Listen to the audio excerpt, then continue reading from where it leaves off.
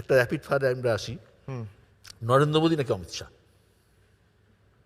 নরেন্দ্র মোদী, যেহেতু দেশের প্রধানমন্ত্রী। ভালো সংগঠক নাকি জননেতা? ভালো সংগঠক। জ্যোতি বসু না বুদ্ধদেব ভট্টাচার্য? বুদ্ধ ভট্টাচার্য। কেন? আপনি তো বলেছেন এক শব্দে জবাব দিতে, পরের প্রশ্নে চলে যান। শুভেন্দু অধিকারী না দিলীপ ঘোষ? দিলীপ ঘোষ।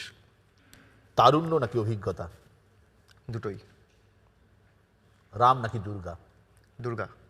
তার কারণ রামও দুর্গার পুজো করেছিল। সচিন না সৌরভ? আমি ডিপ্লোম্যাটিক আনসার দিই না, আমার পছন্দ হচ্ছে ধোনি। আমি মানে সচিন সৌরভ দুজনেই জেনারেশনটাও আলাদা না, জেনারেশন না, আমরা তো সচিন সৌরভ দুজনেরই খেলা দেখেছি। আমার তো 36 বছর বয়স। আমরা তো জন্মের পর থেকে আজহারউদ্দিন থেকে শুরু করে সচিন, সৌরভ, সেহবাগ, দ্রাবিড় সবারই খেলা দেখেছি, লক্ষণ। কিন্তু আমি মনে করি যে Dhoni is unrivalled, is one of the greatest prodigies the world of cricket has ever produced. ধর্ম নাকি ফুটবল? ধর্ম বাড়িতে এবং মন্দিরে, মাঠে ময়দানে ফুটবল। ফুটবল না ক্রিকেট? ক্রিকেট। অমিতাভ না শাহরুখ? অভিনেতা হিসেবে অমিতাভ। ইলিশ নাকি মাটন? মাটন।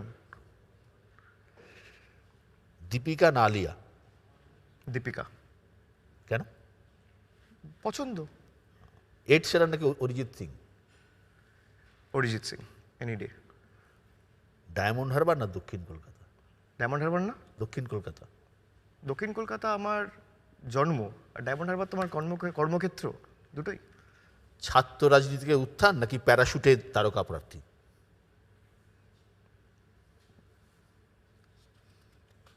মানুষ যাকে চাইবে, যেভাবে চাইবে সেভাবেই, মানুষের উপর ছেড়ে দেওয়া হোক। অর্থ নাকি ক্ষমতা? অর্থ নাকি ক্ষমতা। অর্থ নাকি ক্ষমতা, দুটোই না। লাস্ট একটি প্রশ্ন করব যে এই এত বড় নির্বাচন, যেখানে দেশের সবথেকে নজর রয়েছে পশ্চিমবঙ্গের দিকে, 4টে স্টেটের মধ্যে সবথেকে নজর, গোটা দেশের নজর পশ্চিমবঙ্গে, সেই নির্বাচনে আপনি এ রাজ্যের শাসক দলের প্রধান কাণ্ডারি, প্রধান সেনাপতি বলুন, যাই বলুন, আপনি ময়দানে নেমে পড়েছেন। আপনি নিজে কতটা কনফিডেন্ট যে এই নির্বাচন আপনি কাঁধে করে কতটা পার করতে পারবেন? মানে আপনি নির্বাচনের ফলাফল নিয়ে জিজ্ঞেস করছেন আমাকে? হ্যাঁ, একদমই তাই। বিভিন্ন জনমত সমীক্ষায় নানা রকম তথ্য আসছে। জনমত সমীক্ষা তথ্য 2021-এও এসেছিল, হ্যাঁ। ওসবের কোনো ভ্যালু নেই। আলটিমেটলি মানুষ ঠিক করবে। তবে আমি আপনাকে বলি যে আমি যতটুকু মানুষের সাথে কথা বলে উপলব্ধি করেছি, আমি আপনাকে যেটা এই সাক্ষাৎকার চলাকালীন বললাম, আমি আবার আপনাকে সেটাই স্মরণ করিয়ে দিয়ে আন্ডারলাইন করে একই কথা বলতে চাই যে 2019 সালে তৃণমূলের যা পারফরমেন্স ছিল, ভোটের নিরিখে এবং আসনের নিরিখে দুটোতেই তৃণমূল কংগ্রেসের পারফরমেন্স বেটার হবে, আরও ভালো হবে। এবং সেটা যখন 4 তারিখ ভোট বাক্স খুলবে সেটা প্রমাণিত হবে, বেরিয়ে যাবে। সেটা ঠিক না বেঠিক সেটা প্রমাণ হবে। কিন্তু ভবিষ্যৎবাণী আমি করতে পারবো না, এই মুহূর্তে নয়। আমি হয়তো আপনাকে 1 মাস পর যদি আরও একটা সাক্ষাৎকার দিই বা আপনার সাথে কথা বলার সুযোগ হয়, আমি নিশ্চিতভাবে বলে দেবো তৃণমূল কংগ্রেস কটা আসন পাবে আজকের দিন আমার অভিজ্ঞতা অনুযায়ী। আজকের দিন দাঁড়িয়ে আপনি বলছেন 22-এর বেশি পাবেন? নিশ্চয়ই, নিশ্চয়ই, 100%। আজকের দিনে দাঁড়িয়ে তৃণমূল কংগ্রেসের 2019 সালে যা ভোট শেয়ার ছিল এবং যা আসন সংখ্যা ছিল তার থেকে বাড়বে।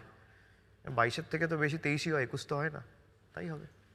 আজ থেকে 1 মাস পরে নিশ্চিতভাবে 23টা 26ও হতে পারে, 30ও হতে পারে, 32ও হতে পারে, কমবে না। কমবে না। এতটাই কনফিডেন্ট। অনেক অনেক ধন্যবাদ আজকে আমাদের স্টুডিওতে আসার জন্য, আমাদের অনুষ্ঠানে আসার জন্য। অনেক অনেক ধন্যবাদ। ভালো থাকবেন, সুস্থ থাকবেন।